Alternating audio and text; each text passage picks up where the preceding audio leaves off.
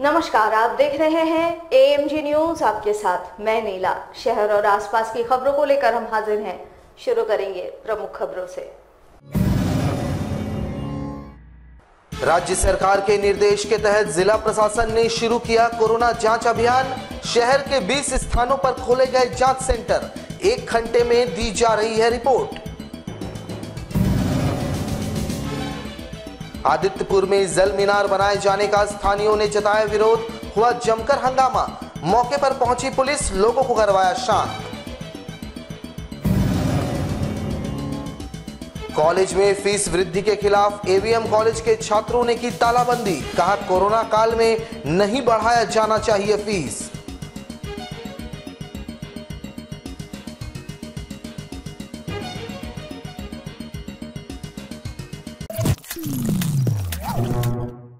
अब खबरें विस्तार से।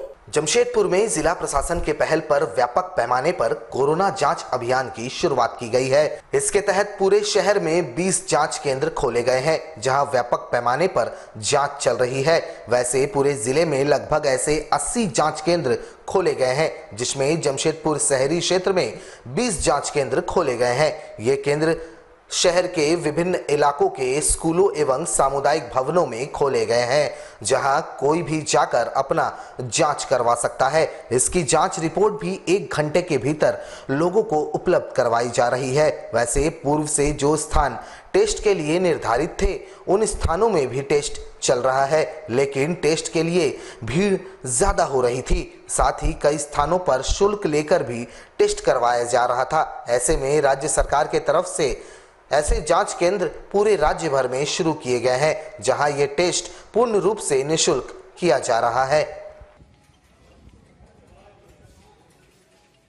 ये जिला प्रशासन के द्वारा ये कैंप कराया जा रहा है कोरोना टेस्ट के लिए।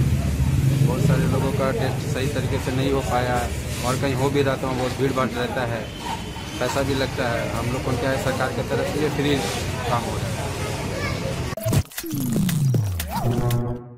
आदित्यपुर नगर निगम के वार्ड 28 और 26 के बीच स्थित एक मैदान में जल मीनार के लिए काम शुरू होते ही स्थानीय लोग आक्रोशित हो उठे और पारंपरिक रूप से विरोध प्रदर्शन करते हुए काम कर रहे मजदूरों को भगा दिया। वहीं मामले की गंभीरता को देखते हुए पहले RIT थाना पुलिस मौके पर पहुंची, फिर स्थिति की भयावहता को देखते हुए Seraikela SDO, SDPO, Gamharia CO, BDO सहित तमाम आला अधिकारी मौके पर पहुंचे, जहां स्थानीय लोगों के आक्रोश का सामना सभी अधिकारियों को करना पड़ा।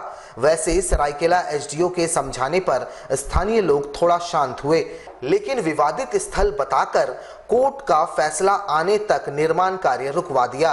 फिलहाल काम को रोक दिया गया है। दरअसल जिस जगह पर जल मीनार का निर्माण होना है, उसे आवास बोर्ड के NOC मिलने की बात कही जा रही है। वहीं स्थानीय लोगों का कहना है कि आवास बोर्ड के साथ आजाद स्पोर्टिंग क्लब का विवाद चल रहा है, जो न्यायालय में लंबित है। ऐसे में आवास बोर्ड विवादित जमीन पर NOC कैसे दे सकता है? वहीं स्थानीय लोगों का कहना है कि सरकार आम लोगों के हितों को ताक पर रखकर कोई भी योजना लाती है, जिससे आम लोगों के साथ साथ उनके बच्चों का भी भविष्य खराब हो जाता है। बताया जाता है कि उक्त भूखंड पर सालों से फुटबॉल के साथ अन्य खेलकूद का आयोजन किया जाता है।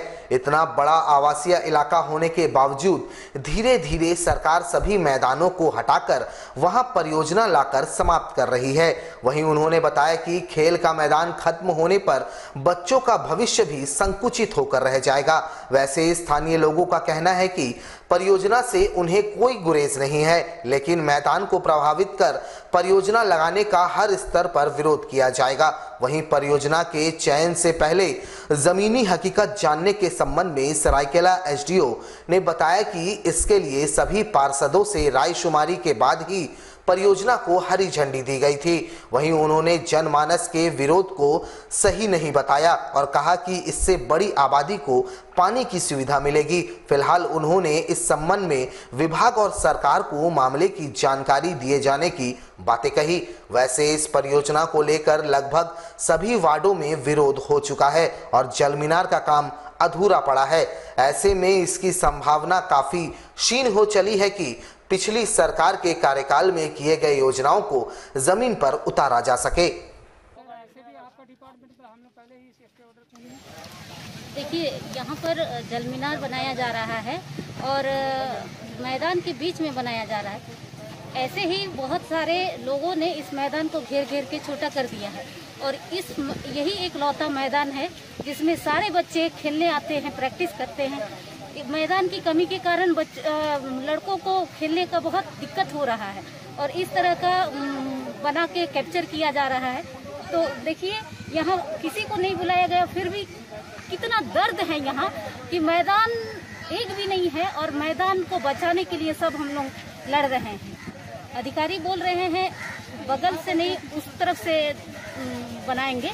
यदि हमारा कोई दिक्कत नहीं होता है तो वो बनाएंगे, अदरवाइज हम लोग मैदान को किसी हालत में नहीं बनने देंगे। मैदान एक जल मीनार बन रहा है जिससे 4 से 5 वार्ड के जो हमारे यहाँ पे शहरी हैं उनको पानी मिलेगा और यहाँ जो पास में एक खेल मैदान भी बना हुआ है और उसी को लेके ये उसके पास में जहाँ जल मीनार बन रहा है उसके पास में, तो उसी को लेके एक बातचीत की है और उसी को लेके सोल्यूशन निकालने की कोशिश कर रहे हैं कि ताकि हमारा जो है वो दोनों खेल मैदान भी बचा रहे और जल मीनार भी बन जाए, क्योंकि दोनों ही एक महत्वपूर्ण अच्छा नहीं है। जैसे ये भी है, इसको चयन किया था और यहाँ के जो जनप्रतिनिधि हैं, जो पार्षद हैं, बाकी चीज़ें वो सारे कॉन्फिडेंस में थे इसको लेके।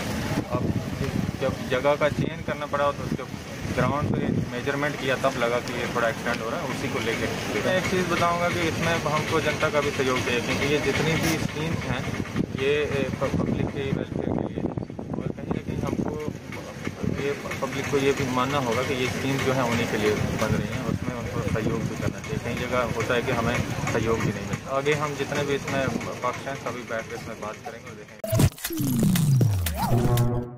जमशेदपुर में झारखंड छात्र मोर्चा ने गोलमुरी एबीएम कॉलेज में इंटरमीडिएट में फीस वृद्धि के खिलाफ छात्रों ने कॉलेज में जमकर प्रदर्शन किया। प्रिंसिपल के चेंबर की तालाबंदी कर जमकर नारेबाजी की। वहीं प्राचार्य से मांग की है कि कोरोना काल में बेवजह फीस वृद्धि ना किया जाए। वहीं छात्रों ने प्रिंसिपल से यह मांग की है कि पिछले साल के आधार पर ही एडमिशन शुल्क लिया जाए और जिन जिन छात्रों से एडमिशन लिया जा चुका है उनका एडमिशन शुल्क +2 में एडमिशन के समय उन्हें दे दिया जाए। छात्रों का कहना है कि जब जैक द्वारा सभी महाविद्यालयों को एक समान सीटें निर्धारित किया जाता है तो फिर कोल्हान के अंगीभूत सभी महाविद्यालय अलग अलग शुल्क छात्रों से क्यों वसूलते हैं और यह पूर्ण रूप से गलत है, जिसका छात्र विरोध करते हैं। हम लोग जैक के तरफ से तो इंटर का फीस बढ़ाया नहीं गया है, पर 5-6 कॉलेज अपने तरफ से मीटिंग करके और मनमानी फीस बढ़ोतरी का कार्यक्रम शुरू कर दिए हैं। जैसे कि इसमें से एक एबीएम कॉलेज भी है जो बहुत ज़्यादा शुल्क ले रही है। जहाँ 1000 रुपये होना चाहिए था वहाँ पे 2300 रुपया है। और हम लगातार 4-5 दिन से मैडम के पास आ रहे, फ़ोन कर रहे हैं कि मैडम हमको लिखित वाला चाहिए आपका 3 साल का फीस स्ट्रक्चर। पर मैडम बोल रही हम नहीं दे पाएंगे, आज देंगे कल देंगे। पर कल भी हमने फ़ोन किया, हमको इग्नोर किया और एबीवीपी के जो लोग थे उनसे मिल रही है और हम लोग से मिलना मुनासिब नहीं समझती है। आज हमने ऑफिस को बंद किया है। अगर एडमिशन फ़ी में कटौती नहीं हुआ और हम चाहते हैं कि जो ग्रेजुएट कॉलेज के आधार जितना है फीस स्ट्रक्चर उसके आधार पे यहाँ भी हो, क्योंकि लगातार 3 साल से बढ़ रही है। और 3 साल में अगर देखा जाए तो 2017 से इन्होंने कुछ ऐसा नहीं किया है कॉलेज के हित में। आगे आप लोग क्या करिएगा? आगे अगर ये फीस कम नहीं हुआ तो हम लोग कॉलेज को बंद करेंगे। वहीं कॉलेज के प्राचार्य का कहना है कि जो फीस लिया जाता है उसी के आधार पर टीचरों का पेमेंट किया जाता है और जो भी खर्चा होता है वह भी उसी फीस से ही किया जाता है। चूंकि बोर्ड या सरकार द्वारा इसके लिए अलग से कोई भी फंड नहीं दिया जाता है। नियमों के तहत समय समय पर जो वेतन की बढ़ोतरी होती है उसी आधार पर कॉलेज में फीस को बढ़ाया जाता है, जिस कारण इस बार भी फीस को बढ़ाया गया है। जैक से इंटरमीडिएट वो सेल्फ फाइनेंस कोर्स होता है। इसमें जो फीस हम लोग लेते हैं बच्चों से उसी के आधार पर पूरा खर्चा करते हैं। टीचर्स को पेमेंट करना या कुछ भी करना उसी के आधार पर किया जाता है। तो अभी चूँकि जैक जो है वो टीचर्स का का जो रेमुनरेशन देता है उसको वो बढ़ा करके 8000 से 12000 कर दिया। तो अब अगर वो 12,000 कर दिया है तो 12,000 का जो एडिशनल बोझ मेरे ऊपर आ रहा है वो हम कैसे पूरा करेंगे? या तो टीचर्स को हम कम पेमेंट देंगे या फिर हम लोग स्टूडेंट्स को उनका फीस बढ़ाएंगे। जमशेदपुर के बर्मामाइंस थाना अंतर्गत राजा नामक युवक के बिहार के मुजफ्फरपुर में नदी में डूबने से मौत हो गई। हालांकि पुलिस ने परिजनों को शव सौंप दिया, लेकिन राजा के परिवार वालों का आरोप है कि डूबने से मौत नहीं हुई, जबकि उसकी हत्या कर नदी में फेंक दिया गया है। वैसे मृतक परिवार का यह भी आरोप है कि 10 दिन पहले उसके दोस्तों ने राजा को बिहार के मुजफ्फरपुर लेकर गए थे और यह कहा था कि हम राजा को अपने गांव घुमा कर ला रहे हैं, लेकिन राजा वापस नहीं लौटा। सूचना मिली कि नदी में स्नान करने के दौरान राजा की मौत हो गई। उधर जब परिवार के लोग मुजफ्फरपुर पहुंचे तो राजा के शरीर पर जख्म देखकर इन लोगों ने अंदाजा लगा लिया कि हत्या कर नदी में फेंका गया है। वहीं बिहार प्रशासन ने राजा के परिवार वालों की एक न सुनी और न ही झारखंड प्रशासन ने।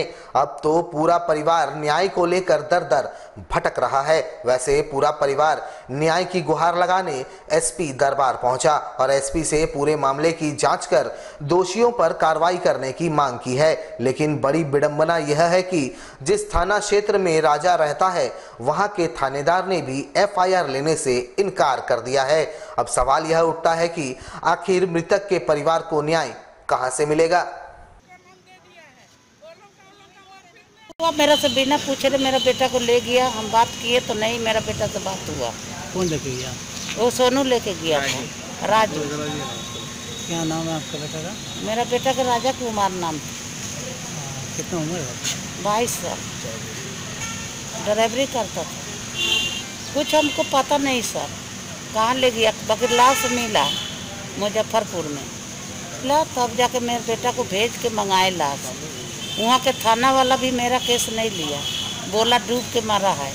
मेरा बेटा के माथा में खीला दिख रहा, 2-2 ठो सब दागी दिख रहा, गाला में चाकू का दागी दिख रहा, ये लोग मार दिया है।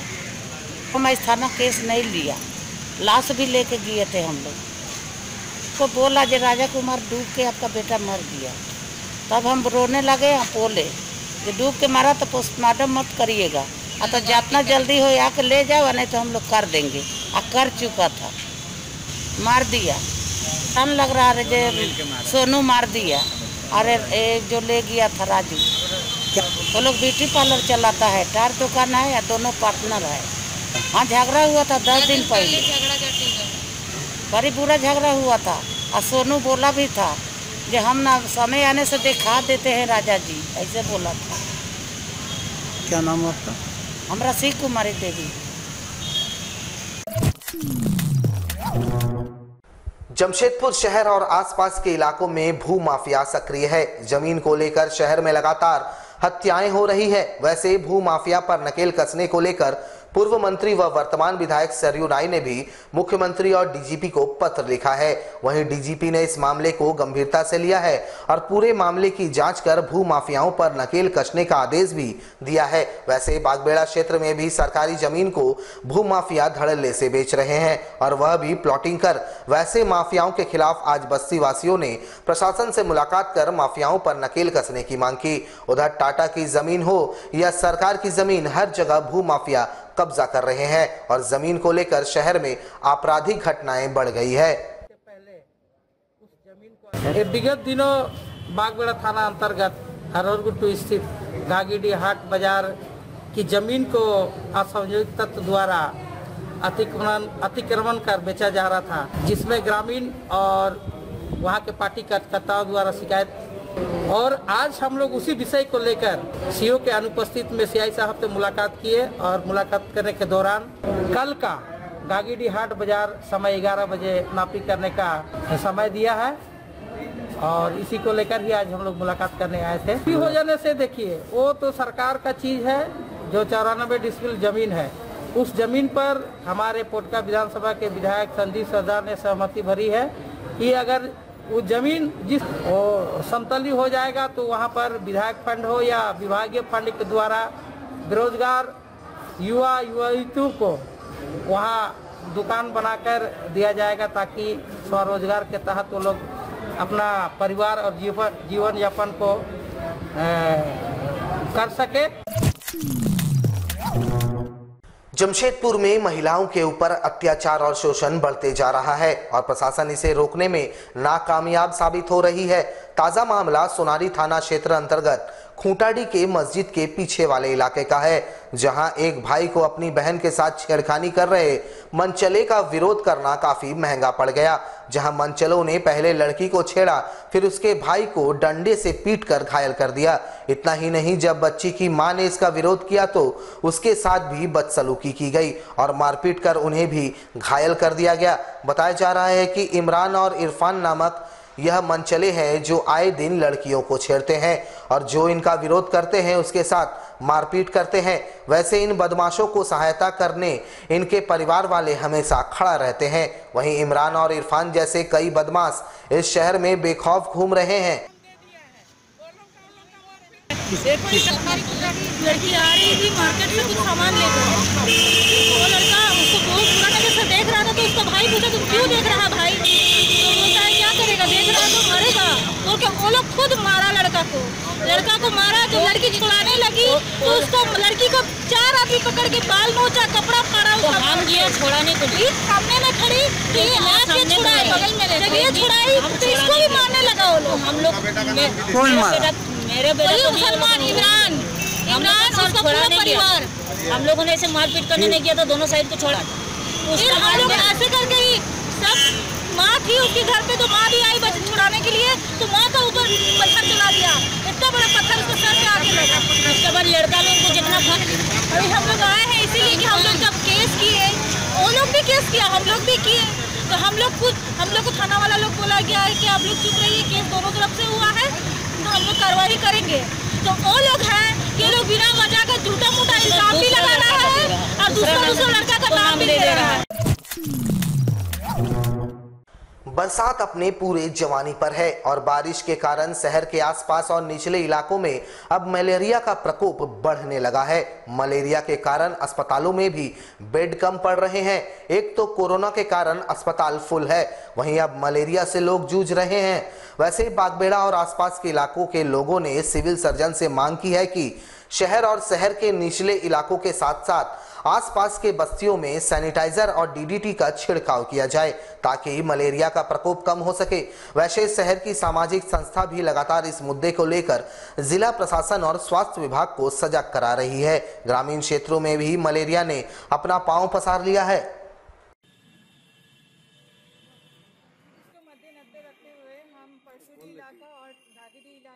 सोशल वेलफेयर ट्रस्ट के माध्यम से आज हम सिविल सर्जन कार्यालय आए हैं। बारिश को मद्दे रखते हुए और जो महामारी आज यहाँ है छाई हुई है उसको मद्दे रखते हुए हम लोग डीटीसी का मांग करने आए हैं ताकि बारिश में जो कीड़ा मकोड़ा का प्रकोप हो रहे हैं उसका नाश हो सके। कह रहे हैं कि सैनिटाइज और डीटीसी दोनों का छिड़काव हो ताकि परसुडी क्षेत्र और भागीडी क्षेत्र या अगल बगल के कई क्षेत्र कोरोना मुक्त और मच्छर जो कीड़े मकोड़े उत्पन्न होते हैं उससे मुक्त हो।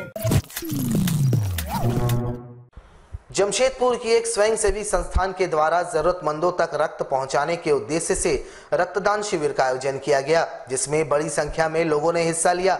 गौरतलब हो कि कोरोना काल के कारण जमशेदपुर शहर में रक्त की कमी देखी जा रही थी, लेकिन स्वयंसेवी संस्थानों के बदौलत एक बार फिर से रक्तदान की प्रक्रिया शुरू हुई और अब स्थिति फिर से ठीक होने लगी है। लगातार इस कोरोना काल में भी शहरवासी आगे आकर रक्तदान कर रहे हैं ताकि जरूरतमंदों तक समय से रक्त को पहुंचाया जा सके।